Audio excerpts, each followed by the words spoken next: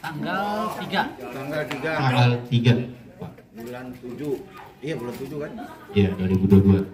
Pak RW di sini nggak saya di foto. Iya. Dokumentasi. Bawa handphone. Iya, siap. Dokumentasi Pak mantan ketua RT. Iya. Sip. Iya. Ya 5 tahun Pak masalahnya. Iya.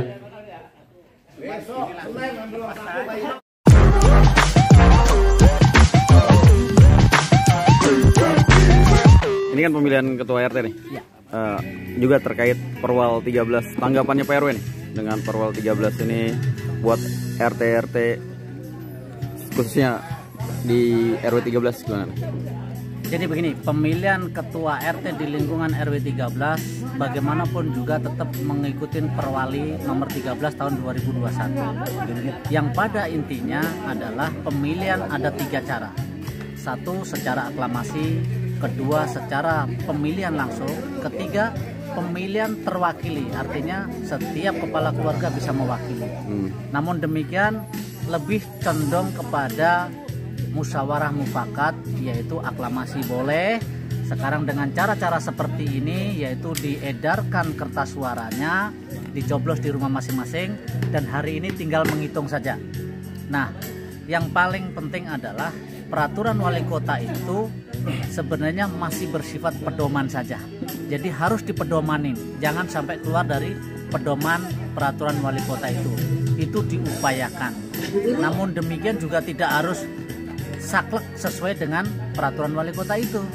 Karena apa? Kalau mau mengikuti secara keseluruhan letterlek dengan peraturan wali kota itu sulit juga.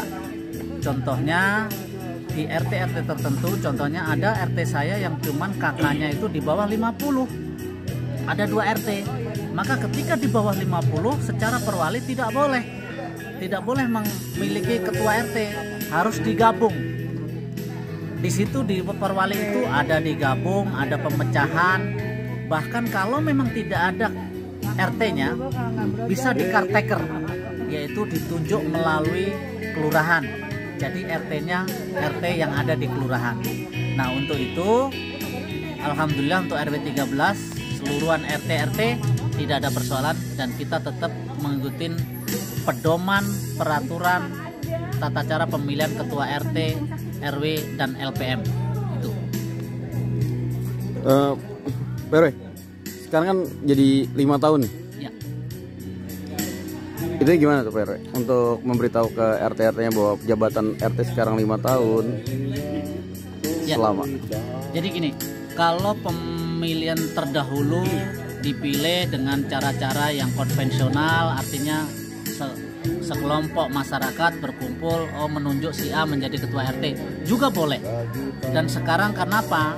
Supaya terpilih nanti bisa komitmen, bisa bekerja sama dengan lingkungan, dengan warga setempat. Oleh karena masa jabatannya yang panjang, masa jabatan terdahulu 3 tahun.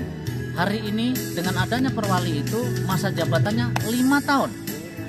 Maka ketika 5 tahun ini bukan waktu yang pendek, maka untuk itu perlu orang-orang yang memang bersosial tinggi, berkomitmen untuk membantu masyarakat lingkungan paling dasar, yaitu ketua RT. Itu Mas. Pak RW kan ada inisiatif nih. Alasannya apa sih Pak RW? Bahwa pemilihan RT harus diikuti oleh 3 calon, bukan cuma 2 calon. Itu ada alasan apa tuh Pak RW? Jadi begini, kita bicara pemilihan. Namanya pemilihan jangan sampai, kalau menurut saya jangan dihadap-hadapkan. Ada 2 calon. Yang kita takutkan ini demokrasi di tataran paling rendah.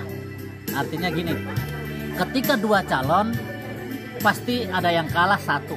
Tapi kalau 3 berarti ada kompetitor yang lain. Artinya penyeimbang. Kalaupun 3 yang kalah kan 2. Artinya tidak ada persoalan. Tapi kalau berhadapan-hadapan calon 2, yang saya takutkan nanti di kemudian hari, oh kamu pernah kalah sama saya. Ini hal-hal yang seperti itu yang kita coba kita hindari, terjadinya konflik ya sosial aja gitu. Ini bagi ke Perwal 13 berarti nggak ada ini nih Pak RW.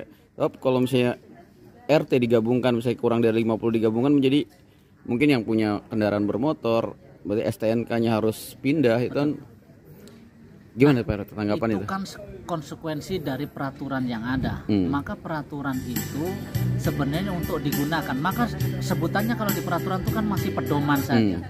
Bisa dipedomanin. Karena apa? Contoh yang hari ini terjadi saja. Kan macam-macam. Artinya banyak hal yang harus bisa dipenuhi dalam konteks pemilihan itu. Namun kan nggak harus seperti itu, nggak harus kaku lah. Artinya contohnya nih, kurang dari 50 kakak tidak bisa, tapi nyatanya tetap masih bisa, nggak ada masalah. Sekarang lebih dari 150 kakak, ada yang bahkan di RT lain ada yang kakaknya sampai 300 kakak. Nah ini kan harusnya dipecah dulu, baru dipilih ketua RT-nya supaya bisa maksimal.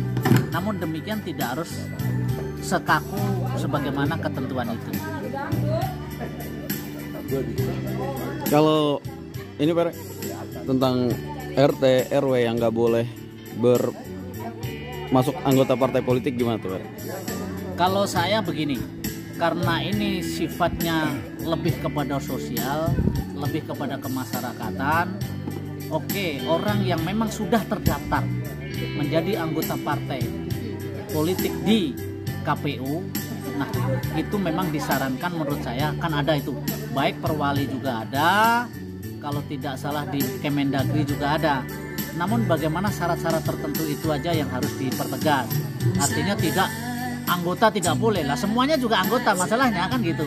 Cuman orang-orang tertentu yang menjabat, kira-kira gitu, menjabat secara definitif di KPU, harusnya begitu. Kenapa begitu? Orang yang sudah terdaftar di KPU secara otomatis dia tidak boleh mencalonkan atau menjadi ketua RT. Paling tidak dia harus mengundurkan diri. Ya contoh yang lain. Contoh katakan institusi pemerintah yang mau menjadi calon wali kota. Mau tidak mau dia harus mengundurkan diri dulu. Nah itu syarat itulah yang menurut saya harus dilakukan. Pak RW, makasih banyak atas waktunya. Sama-sama.